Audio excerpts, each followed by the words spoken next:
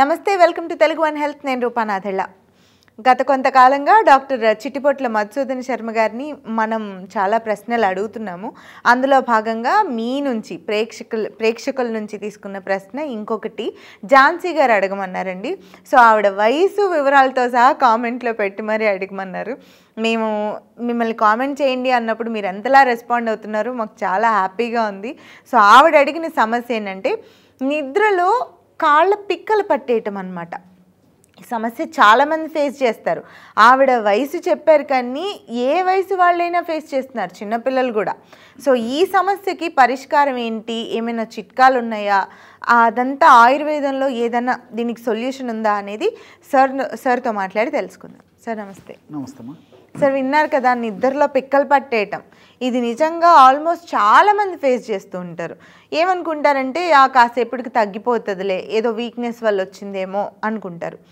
అలా వదిలేయొచ్చా, లేదా దీనికి ఏమైనా ట్రీట్మెంట్ తీసుకోవాలా, ఇదేమైనా ప్రమాదకరమైన సిమ్టమా, ఏదైనా వచ్చే ముందు ఈ సిమ్టమ్ చూపిస్తుందా, చాలా డౌట్స్ ఉన్నాయి మాకు. అసలు ఇది ఎందుకు జరుగుతుందో, దీని సొల్యూషన్ ఏంటో మీరు చెప్పాల్సిందే. తప్పకుండా. ఆ పిక్కలు పట్టేయడం అనే సమస్యని క్రాంప్స్ అంటారమ్మా. క్రాంప్స్. సో సర్వసాధారణంగా ఎక్కువ మందిలో నిద్రపోయేటప్పుడు రాత్రిపూట పిక్కలు పట్టేస్తుంటాయమ్మా. ఎక్కువ నిద్రలోనే. ఎక్స్. అందుకే ఆ యొక్క సమస్యని అలాగా రాత్రిపూట పిక్కలు పట్టేసేటువంటి పరిస్థితి ఏదైతే ఉందో దాన్ని నాక్టర్నల్ క్రాంప్స్ అంటారమ్మా. నాక్టర్నల్ అంటే రాత్రిపూట అని, క్రాంప్స్ అంటే పట్టేయడం అని. నాక్టర్నల్ క్రాంప్స్ అంటే రాత్రిపూట పిక్కలు పట్టేటువంటి పరిస్థితి ఏదైతే ఉందో దాన్ని నాక్టర్నల్ క్రాంప్స్ అనేటువంటి పేరుతో పిలుస్తారమ్మా. క్రాంప్స్ అంటే కూడా పిక్క అనేటువంటి అర్థం కూడా చెప్పుకోవచ్చు. సో కొంతమందికి జనరల్గా ఎక్కువ మందిలో అట్లా ఉంటుందమ్మా. కొంతమందిలో పగలపూట కూడా ఇది అవుతుందమ్మా. సో పగలపూట కూడా పిక్కలు పట్టేసి వస్తుంది. అంటే పడుకున్నప్పుడైనా వాళ్ళైనా నడుస్తూ వర్క్ చేసుకున్నప్పుడు కూడా జరుగుతుందా? ఎక్కువ మందిలో పగలు పడుకున్నప్పుడు ఆ విధంగా పిక్కలు పట్టేస్తుంటే, కొంతమందికి ఏదైనా ఖాళీగా ఉన్నప్పుడు కానీ ఏదైనా ముఖ్యంగా వర్క్ చేసుకునేటప్పుడు పిక్కలు పట్టేస్తుంటాయమ్మా. సో దీనికి అనేక రకాలైన కారణాలు ఉన్నాయమ్మా. ప్రధానమైనటువంటి కారణాలు ఇప్పుడు నేను ప్రస్తావిస్తానమ్మా. సో ఇక్కడ ఏం జరుగుతుందంటేమ్మా, ఈ లాక్టిక్ యాసిడ్ అనేది ఎక్కువ ఉత్పత్తి అవుతుంటుంది అన్నమాట. ఎందుకు ఉత్పత్తి అవుతుందంటే ఈ శారీరక శ్రమ బాగా చేసి అలసిపోయినటువంటి వాళ్ళలో మజిల్స్లో లాక్టిక్ యాసిడ్ అనేది ఉత్పత్తి అవుతుంటుంది అన్నమాట. ఆ ప్రక్రియలో భాగంగా బాగా శ్రమ చేసినప్పుడు కండరాల్లో లాక్టిక్ యాసిడ్ అనేటువంటి ఒక పదార్థం ఉత్పత్తి అవుతుందమ్మా. ఈ లాక్టిక్ యాసిడ్ అనేటువంటి పదార్థం ఉత్పత్తి అయినప్పుడు దాని గుణం ఏంటంటే బ్లడ్ సర్క్యులేషన్ తగ్గిస్తుంది. బ్లడ్ సర్క్యులేషన్ తగ్గేసరికి పట్టేసినట్టు నొప్పి వస్తుంటుంది. అదేంటి సార్, వర్క్ బాగా చేస్తే చక్కగా రక్త ప్రసరణ జరిగి హెల్దీగా ఉండాలి కదా. అదేమ్మా, అతి సర్వత్ర వర్జేత్ అని కూడా మన పెద్దలు చెప్పారు కదమ్మా. ఇప్పుడు ఏదైనా పరిమితులకు మంచి చేయాలి కానీ పూర్తి అతిగా చేసినాం అనుకోండి ఏదైనా ప్రాబ్లం అయిపోతుంది. మీతో ఈరోజు ఏం మాట్లాడినా చురకలు పెట్టేస్తాను. అదే కదమ్మా, అందుకోసం నేను చెప్తున్నాను. కాబట్టి పరిమితికి మించి చేసుకుంటే ఒకసారి తప్పకుండా చేయాలమ్మా. మనం చాలా కార్యక్రమాలు కూడా ఇది డిస్కస్ చేసాం. అలా అని చెప్పేసి టూ మచ్ చేసేస్తే అది కూడా ఇబ్బందికరంగా తయారవుతుంది. అంటే దానివల్ల ఏంటంటే బాడీ రెస్ట్ను కోరుకుంటుంది అని కూడా అర్థం అమ్మా అటువంటి పరిస్థితి వచ్చినప్పుడు. సో లాక్టిక్ యాసిడ్ ఉత్పత్తి కావడము, తర్వాత బ్లడ్ సర్క్యులేషన్ తగ్గడము, దీనివల్ల పిక్కలు పట్టేస్తుంటాయి. రెండోది ఏమంటే శరీరంలో ద్రవాంశం తగ్గడము, అదేవిధంగా ఎలక్ట్రోలైట్స్ ఇంబ్యాలెన్స్ కావడము. సో మనకు వాటర్ తగ్గినప్పటికీ కూడా చాలామంది నీళ్లు సరిగ్గా తాగరు. వాటర్ తగ్గడం వల్ల తర్వాత ఎలక్ట్రోలైట్స్ ఉన్నటువంటి ఈ ఎలక్ట్రోలైట్స్ బాడీలో తగ్గిపోవడం కానీ, అప్ అండ్ డౌన్ డిస్టర్బెన్సెస్ కావడం వల్ల కానీ ఈ కాఫ్ మజిల్లో పట్టేస్తుందమ్మా, కంట్రాక్షన్ వచ్చేస్తుంది. ద్రవాంశం ఎప్పుడైతే తక్కువైందో అదేవిధంగా నేను చెప్పినటువంటి పోషకాలు ఎప్పుడైతే తక్కువైపోయినాయో అప్పుడు కంట్రాక్షన్ వస్తుంది. ఎప్పుడైతే కంట్రాక్షన్ వస్తుందో మనం నొప్పి ఫీల్ అవుతుంటాం. దీంతోపాటు కొంత రకాలైన విటమిన్ లోపాలమ్మా. ఇప్పుడు B12 కానీ, తర్వాత D విటమిన్ లోపాలు కానీ, తర్వాత E విటమిన్ లోపాలు కానీ ఇలాంటివి ఉన్నప్పుడు కూడా కొంతమందిలో ఈ కాళ్ళు పట్టేయడం, అంటే పోషకాహార లోపం వల్ల ఇలాంటి విటమిన్ లోపాల వల్ల కూడా ఈ కాళ్ళు పట్టేయడం జరుగుతుందమ్మా. ఇంకొంతమందిలో రక్తనాళాలకు సంబంధించిన సమస్యలు ఉన్నటువంటి వాళ్ళలో కూడా ఈ కాళ్ళు పట్టేయడం, ఈ క్రాంప్స్ వస్తుంటాయమ్మా. ముఖ్యంగా రక్తనాళాల సమస్యలు అంటే రక్తనాళాల్లో కొలెస్ట్రాల్ ఎక్కువ పేరుకోవడము. ఆ కొలెస్ట్రాల్ పేరుకున్నప్పుడు ఏం జరుగుతుందంటమ్మా, బ్లడ్ సర్క్యులేషన్ సరిగ్గా జరగదు. ముఖ్యంగా ఈ పిక్కల భాగంలో ఉన్నటువంటి మజిల్స్కి బ్లడ్ సర్క్యులేషన్ సరిగ్గా జరగకపోవడం చేత ఆ పోషణ ఆ మజిల్స్ అందకపోవడం చేత దాని ప్రభావం చేత కూడా మజిల్స్ కాంట్రాక్ట్ అయిపోయి ఈ నొప్పి రూపంలో ప్రత్యక్షం అవుతుంటాయి. కొంతమందికి మాత్రం అరుదుగా మాత్రం ఈ నర్వ్ కంప్రెషన్స్ వల్ల కూడా జరుగుతుంటాయి. అంటే వెన్నెముక ఉంటున్న నర్వ్స్ ఒత్తిడి వల్ల ఆ సమస్య రావచ్చు. వెన్నెముక ఎక్కడ, పిక్క ఎక్కడ? అంతే కదమ్మా. ఇప్పుడు కరెంట్ ఉందమ్మా, మీకు ఉదాహరణ చెప్తుండే.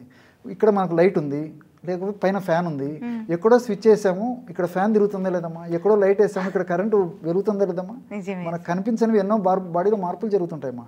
సో ఈ నర్వ్ కంప్రెషన్ వల్ల కూడా నర్వ్ కనెక్టివిటీ వల్ల పిక్కలు పట్టేయడం జరుగుతుంటుంది అనమాట. సో దీనివల్ల జరుగుతుంటుంది. అదేవిధంగా పాదాలకు సంబంధించినటువంటి కొన్ని సమస్యల వల్ల కూడా ఆ మజిల్ కంట్రాక్షన్ వచ్చేసి జరుగుతుంటుందమ్మా. ఇవి అరుదు, నేను లాస్ట్ చెప్పినప్పుడు అరుదుగా జరుగుతాయి, ఎక్కువగా మాత్రం ఇలాంటివమ్మా.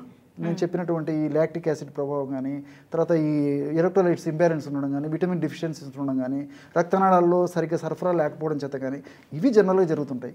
సో వీటన్నిటికీ చెక్ పెట్టేటువంటి దివ్యమైనటువంటి అద్భుతమైనటువంటి ఆయుర్వేద ఔషధాలు పోకోలలో ఉన్నాయమ్మా. మరి మన ప్రేక్షకులు అందరికీ ఉపయోగపడుతూ అందరికీ అందుబాటులో ఉంటూ అందరూ తయారు చేసుకోదగ్గ సులభమైనటువంటి ఒక ఫార్ములా చెప్తానమ్మా. తప్పకుండా. సో ఆ ఫార్ములా తయారీకి కావాల్సిన పదార్థాలు 3 అమ్మా. శొంఠి పొడి ఒక 50 గ్రాములు, మిరియాలు వేయించి చేసినటువంటి పొడి 10 గ్రాములు, జీలకర్ర పొడి 10 గ్రాములు. 3 వంటింట్లో ఉండేవే. రెడీ అయిపోయిందమ్మా ఔషధం.